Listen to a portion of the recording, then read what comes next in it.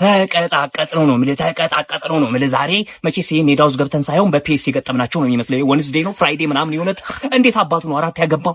እንዴት አባቱ አውቃለሁ የፕሪሲዝን ጨዋታ ፐርፎርማንስ ነው እንጂ ውጤት ጎል ምናምን አይደለም የሚታየው። ይገባኛል፣ ግን ቢሆንም ይሄ መስተካከል አለበት። ይሄ ንጥረ ነገር መወገድ አለበት ከዚህ ሰፈር። ይሄኛው ጥሩ ነው፣ ይሄ መበረታታት ያለበት ነው።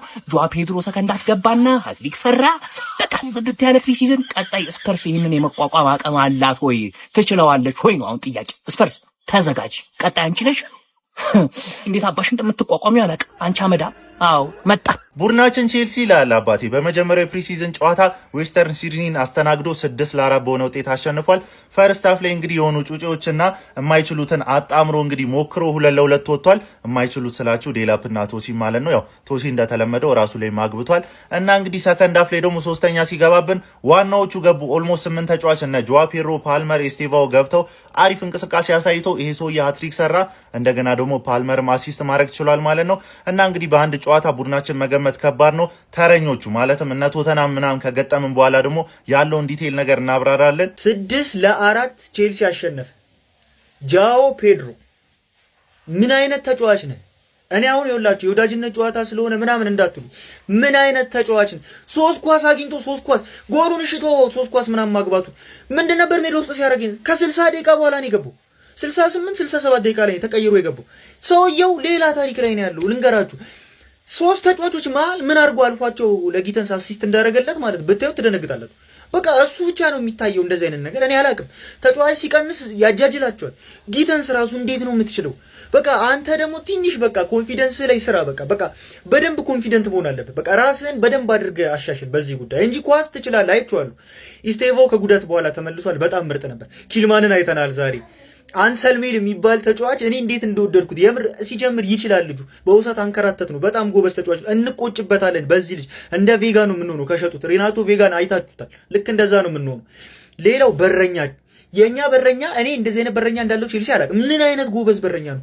ትንሽ በቃ እሱ ራሱ ማለት ነው በቃ ኮንፊደንስ እንዲያገኝ በቃ የሆነ ነገር ነው መስራት ያለበት እንጂ ጎበዝ በረኛ ነው። የምሬን ነው የምነግራችሁ። በጣም አንበሳ ተጫዋች። መጨረሻ ላይ ደግሞ ያዩዋቸው ከተቀየሩ ከገቡ በኋላ ደግሞ ያዩዋቸው ተጫዋቾች መካከል ፓሌስትራ አንተ ይችላል ነው የሚባለው። በኢየሱስ ስም አረ በጣም ነው የምትለይ። የግል ችሎታ ታክቲካሊ በቃ በደንብ ነው የሚችለው። ያየሁት ነገር ቢኖር በጣም ምርጥ ተጫዋች ነው። እሱ ራሱ ትንሽ ከቲሙ ጋር መግባባት ነው እንጂ ምርጥ ነው። ለፓልመር ምንም ማውራት ስላልፈለኩ ነው። ምክንያቱም ፓልመር ራሱን ከሆነ ከተመለሰ ታውቁታላችሁ ምንም ማድረግ ይችላል። ምን አይነት ፓስ እንዳደረገለት ማየት ነው፣ ምን አይነት ኳሊቲ እንዳለው ነው። የመጨረሻው ደግሞ ሳፓየቭ የሚባለው ጎሉን ያገባው ልጅ ማለት ነው። የመጀመሪያውን ጎል ትችላለህ አንተ። እግዚአብሔርን ትንሽ ብቻ ከቲሙ ጋር አላምዱት። በጣም ጎበዝ ተጫዋች። ይመቻችሁ። ፎሎ ማድረግ ምን አይነት ጆዋ ፔድሮ ነው ግን? ምን አይነት ፔድሮ ነህ? አንተን ያስፈረምንበት ቀን የተባረከች ትሁን። ሃትሪክ በቃ ጽድት ያለ ጨዋታ ነው ያሳያችሁን። የፕሪሲዝን ጨዋታ 6-4 በሆነ ውጤት አሸንፈናል ማለት ነው። ስለምንችል ጽድት ያለ ተጫዋች ነው ያስፈረምነው። ቼልሲ ኮስተር ብሎ ነው ኔክስት ይር ማንም ሊያስቆመው እንደማይችል ነው የምነግራችሁ። አረ ምን አይነት ፈራሚ፣ ምን አይነት ማርኮ ፓሌስትራ ነው በእናታችሁ። ምን አይነት ሰው ነው?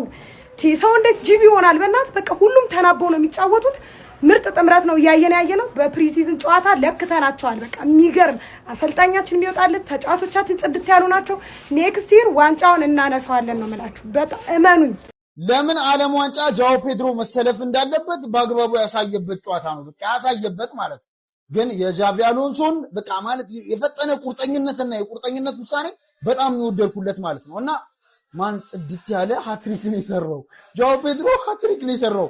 ኮል ፓልመር፣ ጆዋ ፔድሮ አሁን በዚህ ሲዝን ማን አይሰሙህም ነው የምልህ። አይሰሙህም። ለምን የዓለም ዋንጫ ላይ መመረጥ እንደነበረባቸው ያሳዩሃል። ወደ ሳይሆን በግድ ማለት ነው። ስለዚህ የዚህን ዓመት በጣም ገናናውን ቼልሲ ነው የምታየው። በጣም የሚከብደውን ቼልሲ ማለት ነው። ይመቻችሁ። ጆዋ ፔድሮ በ9 ደቂቃዎች ብቻ ሃትሪክ ሰራ። ቸልሲን በዣቪ አሎንሶ ስር ባደረጉት የመጀመሪያ ጨዋታቸው ድራማዊ በሆነ ካምባክ 6-4 አሸንፈዋል። ቸልሲ እንግዲህ በዣቪ አሎንሶ አሰልጣኝነት የመጀመሪያ ወዳጅነት ጨዋታቸውን አድርገው ድራማዊ በሆነ ካምባክ ዌስተርን ሲድኒ ወንደረስን 6-4 አሸንፈዋል። በጨዋታው ቸልሲ 4-2 እየተመሩ ነበር። ነገር ግን ጆዋ ፔድሮ 80፣ 85 እና 89ኛው ደቂቃ ላይ በ9 ደቂቃዎች ብቻ ለቸልሲ 3 ጎሎችን አስቆጥሮ ቸልሲ ዌስተርን ሲድኒ ወንደረስን 6-4 አሸንፈዋል። ስለ ጆዋ ፔድሮ እና ቸልሲ ምን ትላላችሁ? ሀሳባችሁን ኮሜንት ላይ አካፍሉ። የፕላስ ምልክቷን እየነካችሁ ፎሎ ማድረግ እንዳትረሱ። ዛሬ ክለቤ ሜዳ ውስጥ ሳየው እንዴት አባቱ ደስ እንዳለኝ፣ በተለይ ደግሞ እነ ጃኦ ፔድሮ ተቀይረው ሲገቡ የነበረውን ስሜት ልነግራችሁ አልችልም። የዛሬው ጨዋታ ኤክስፐሪመንት ነው።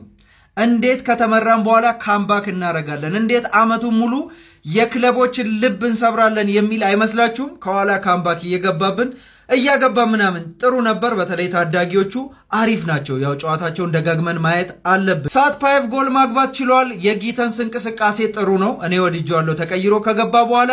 ከዛ ውጭ ግን ዴላፕ መውጣት ነው ያለበት፣ ምንም ጥቅም የለውም።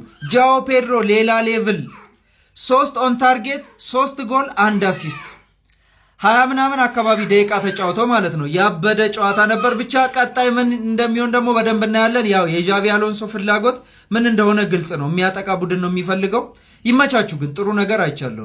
ይህን ቪዲዮ ለመስራት ዘግይቻለሁ። ጉዳዩ ስለ ቼልሲ አይደለም። ቼልሲማ 4 ጠጥተህ ነው 6 ያገባው። እሱን ተው። ግን እባክህን የሸክልኝ ተጫዋቾች ታውቃለህ አይደለ? ቼልሲ ስማቸውን መጥራት ልክ እንደ እጽ ነው። ይሄ አላ አደንዛዥ እጽ በለው። ቲክቶክ ላይ ሁላ ለህፃናት አይፈቀዱም እነዛ የሸክልኝ ኮተቶች። ግን ይሄንን ተጫዋች ሽጠህልኝ የእድሜ ዘመን ባለውለታ ልሁን። በቃ ባለውለታዬ ሁንልኝ። ባዶ ቼክ ስጠኝና የፈለግከውን ቁጥር ልፈርምልህ። ይሄን ልጅ ስጠኝ እስቲ። አንድ ደህና ተጫዋች ሽጥልኝ። አንተ ለኔ የምሸጠው ይሄው ዴላፕን ከኋላ ከሱ ኋላ ያሉት ተጫዋቾች እንዳለ ጎል አሲስት አድርገዋል። እሱ እንደ ባለስልጣን አጅበውት ይምሰለው አላቀም ብሏል። 1 ጎል ሳያገባ ወጣ። ይሄ ተቀይሮ 68ኛው አካባቢ ገብቶ አሲስት አድርጎ 3 ጎል አስቆጥሮ ምን አይነት ብራዚላዊ ነው? ሹሩባ ያለው ዝም ብላ መሸጠው። በቃ ይሄንን ተጫዋች ሽጥልኝ። ብራይተን ቤት እንዴት ነው ያላየነው? በአላህ የኔ መሰለ ተጫዋች። ኧረ ቢስሚላህ። እስቲ በደንብ ኮፒ ሊንክ አድርጉ። ልጁ ይችላል። ብራዚል ይሄን ስላልጠራችሁ እንዲቆጫት ነው ያደረጉት። እግዚአብሔርን ነው የምላችሁ። ብራዚል ጃኦ ፔድሮን ባለመጥራቷ በጣም ነው ያጠፋችሁ። መብርሃንን እንደሱ አይነት አጥቂ አታገኝም ብራዚል ማለት ነው። ተቀይሮ ገብቶ አተረማመሰው ቲሙን።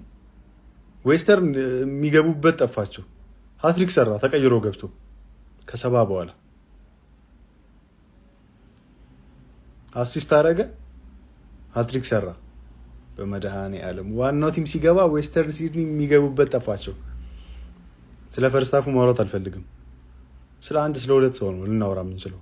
ፈርስታፍ ላይ ከነበሩት ቼልሲ 6-4 በሆነ ውጤት አሸንፏል። በመድኃኔ ዓለም ስለ አሁን የሚከበር ጨዋታ አይደለም። ዌስተርን ሲድኒ ግን ይችላሉ። ሴት ፒስ እንዲህ የሚናቁ ቲም አይደሉም። እግዚአብሔር ምስክሬን። በመድኃኔ ዓለም ለማንኛውም ተቀይረው ሲገቡ ዋናው ቲሙን ለውጠውታል። ጀግና ናችሁ። በቃ በስማ 7 ተጫዋች ምናምን ነው ቀይሮ ያስገቡት። በቃ እዛው ላይ ናቸው። በመድኃኔ ዓለም የሚገርም ጨዋታ ነበር። ይመቻችሁ። ቀን ላይ እንደዚህ አይነት ጨዋታ የተናናቅም በቼልሲ ኮፒ ሊንክ ያደረጋችሁ ጀማው እንዳረሱ። ዣቪ አሎንሶ የመጀመሪያ ወዳጅነት ጨዋታውን ከሰዓታት በፊት አድርጎ 6-4 ማሸነፉ ይታወቃል። ይህ ሀሳብ ለሁሉም እንዲደርስ ኮፒ ሊንክ ሪፖስት እና ሼር አድርጉ። ቪዲዮንም ጨርሳችሁ ተመልከቱ። ዛሬ ከዌስተርን ሲድኒ ወንደርስ ጋር ቼልሲ ጨዋታውን አድርጎ 6-4 በሆነ ውጤት አሸንፏል። በተለይ ሁለተኛ ላይ ተቀይረው የገቡ ተጫዋቾች ለዋናው ቡድን በደንብ የቀረቡ ሲኒየር የሚባሉ ተጫዋቾች ናቸው። አሁን እኔ ማውራት የፈለኩት ፕሪሲዝንን ማሸነፍ ብዙም የሚያስደስተኝ ሰው አይደለም። እውነት ለመናገር ፕሪሲዝን ላይ አሰልጣኝ ችግሩን እንዲያይ፣ ታክቲኩን እንዲፈትሽ፣ የጎደለኝ ምንድነው የሚለውን በደንብ እንዲያይ ፕሪሲዝን ላይ ሲሸነፍ በጣም ነው ደስ የሚለኝ። በቃ ራሱን እንዲያይ የሚያደርግ ነገር ቢኖር ፕሪሲዝን ላይ መፈተንና መሸነፍ ነው። ስለዚህ የዛሬው ጨዋታ አስደስቶኛል። የተደሰትኩት ቼልሲ በማሸነፉ ሳይሆን እነዚህ 4 ጎሎች እንዴት ነው የተቆጠሩበት? 4 ጎል ማስተናገድ የሚችል የተከላካይ መስመር እንዴት ነው ቀጣይ ላይ መስተካከል ያለበት የሚለው፣ ምን አይነት ቦታ ላይ ክፍተት አለው፣ ምን አይነት ቦታ ላይ ነው የተሻለ ተጫዋች ያለው የሚለውን በደንብ ጠንቅቅ ብሎ ያየበት፣ አሁንም የቼልሲ ቁልፉ ተጫዋች ጃኦ ፔድሮ መሆኑንም በደንብ ያየንበት፣ በ9 ደቂቃ ውስጥ ነው ሃትሪክ የሰራው። ተቀይሮ ገባ። በ63ኛ ደቂቃ ላይ ተቀይሮ ገባ። እስከ 72 ደቂቃ ሃትሪክ ሰርቷል።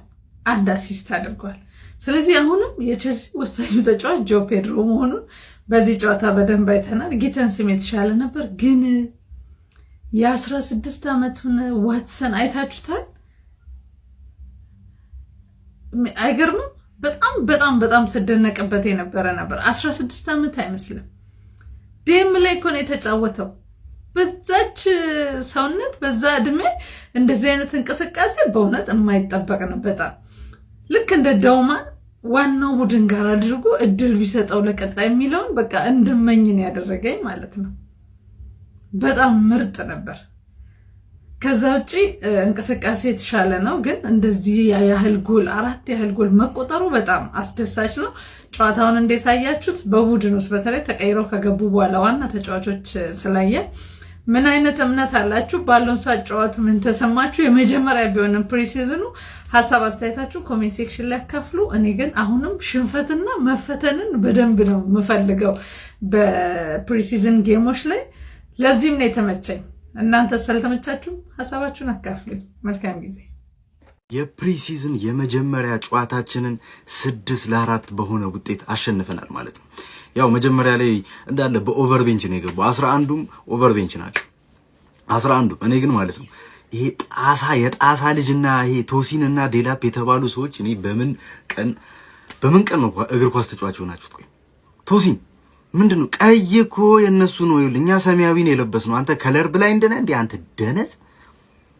አንተ ምን አይነት የማይሻሻል ከዓመት ዓመት ምን አይነት ደነዝ የሆነ ተጫዋች ነው በመድኃኒዓለም ስም። ዴላፕ ማቱ እኔ ሳይው እግዚአብሔር ዴላፕን ሳይው ሁሉ ስቃለሁ። እኔ መድኃኒዓለም ምንም ስለ ኳስ የሚያውቀው ነገር የለም። ጆዋ ፔድሮ ተቀይሮ ገብቶ ከ60 በኋላ ሃትሪክ ሰራ።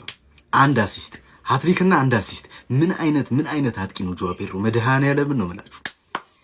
እኔ ቀጣይ ዓመት ለዚህ ሰውዬ ዝግጁ አይደለም። ለጆዋ ፔድሮ ዝግጁ አይደለም እምላችሁ።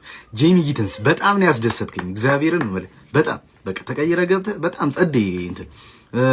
ሌላ ህፃኖቹ ዋትሰን የሚባለው ልጅ ምን አይነት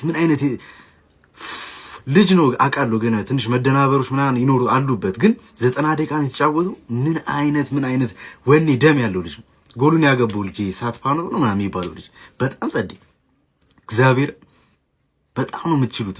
በጣም ትንሽ እነዛ ደነዞች ቶሲን ምናምን የተባሉ ከብት አቼምፖንግ ራሱ ነው ከብት በረኛው። በነገራችን ላይ ሳንቼዝ በጣም እኔ በእግር ይቀራል። እግዚአብሔርን ነው የምልህ። መጀመሪያ የገባው በረኛ እና ኮሊል እና ፎፋና ተመልሰውለት ቢሆን ኖሮ ገብተውለት ቢሆን ኖሮ ማለት ነው። እግዚአብሔርን ነው የምልህ። በእግር በጣም ነው የሚበልጥ። በጣም የገባብህ ጎል ምንድን ነው? አንተ ቆሎ እግር ምንድን ነው የገባብህ ጎል ራሱ። ለማንኛውም አሸንፈናል። እስኪ ቀጣይ ጨዋታችንን ደግሞ በለው አለ። የመጀመሪያ ፕሪሲዝን ጨዋታ በዣቪ አሎንሶ ስር እንግዲህ ይሄው እንደምታዩት ምንድን ነው የተፈጠረው የሚያስብል አይነት ጨዋታ ማለት ነው። እንግዲህ ጨዋታው ማለት ነው ለመተንተን ያህል ከዛ በፊት ከመጀመሪያ በፊት ግን እናንተ ያው እኔም ስለቆየው ቲክቶክ ላይ እየገባችሁ በደንብ አካውንቴን ኮፕሊንግ ማድረጋችሁ እንዳደረሰ ማለት ነው። ገና እንግዲህ ፈርስት ሃፍ የገባ ነው ላይን አፕ ራሱ ማለት ነው ትናንሽ ተጫዋቾች ታዳጊዎች ነበረ ሰብስበን የገባ ነው 6 ታዳጊዎች ነበሩ ማለት ነው። የመጀመሪያውም ታዳጊ 17 ዓመቱ ዴኒስ ሳትፓይቭ ካዛክስታን የሚጫወተው እንግዲህ እሱ ተጫዋች ማለት ነው ከፈለገ ኩን አጉይሮ ሰርጂዮ አጉይሮ መሆን የሚችል አይነት ተጫዋች ነው። ገና በ7ኛ ደቂቃ ጎል ያገባና 1-0 መርተን በቃ መምራት እስከሚቸግረን ድረስ 1-0 ሆነን 2-1 ይመራሉ። 2 እኩል ስናደርግ 3-2 3 እኩል አደረግን 4-3 አደረው። ከዛ በኋላ በቃ ጨዋታው የተቀያየረው ካርሎ አንቸሎቲ አሁንስ አልደበረህም? ይህን የመሰለ ተጫዋች ማሳረፍ ማለት ኧረ በስመ አብ ምን እንደሰራ እኔ ጭራሽ ነው ማለቀው። ተቀይሮ ገብቶ አውቃለሁ ፕሪሲዝን ጨዋታ ነው። ተቀይሮ ገብቶ በ63ኛ ደቂቃ ተቀይሮ ገብቶ በ66 አሲስት አደረገ ለጊተንስ። ከዛ በኋላ በ8 ደቂቃ ውስጥ ሃትሪክ ሰርቶ እንግዲህ ጨዋታችን 6-4 10 ጎል ፌስት የሆነ ጨዋታ ማለት ነው። ጽድት ያለ ጨዋታ ነበር። ፈርስት ሃፍ ትንሽ ተንቸፋችፎ ነበር። እኔ ሜዳው ራሱ ከብዷቸዋል። ሜዳው አመቺ ካለመሆኑ የተነሳ ማለት ነው ላቪያ እንዳይጎዳ ተብሎ ምንም ሚኒት አላገኘም ማለት ነው። ከዛ በስቲያ ሁሉም በጣም አሪፍ ነገሮች አይቻለሁ ከታዳጊዎቹም ማለት ነው።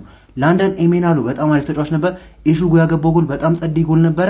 ከዛ በስቲያ ደግሞ ይኸው አሪፍ ተጫዋቾቹ እነ ጆዋ ፔድሮ፣ ፓልመር፣ ኤስቴቮም ያው በሱ በኩል ብዙ አልተጫወትም። በዚህ በኩል ግን ጊተንስ ጤነኛ የሆነውን ስራ እየሰራ ነበር ማለት ነው። በዚህ ዓመት እድል ከሰጠውና ኢንጁሪ ፍሪ ከሆነ ምን እንደሚፈጠር እናያለን ማለት ነው። 3 ጨዋታ አድርጎ እንግዲህ 3ቱም ላግቷል። ዛሬም እንግዲህ በጆዋ ፔድሮ አሲስት ጎል ማግኘት ችሎ ነበር ማለት ነው። ይሄ ነገር ይቀጥል። ቀጣይ እንግዲህ አስገባው ሚኮን አስገባና እሱንም ደግሞ መለጥለጥ አለብን ማለት ነው።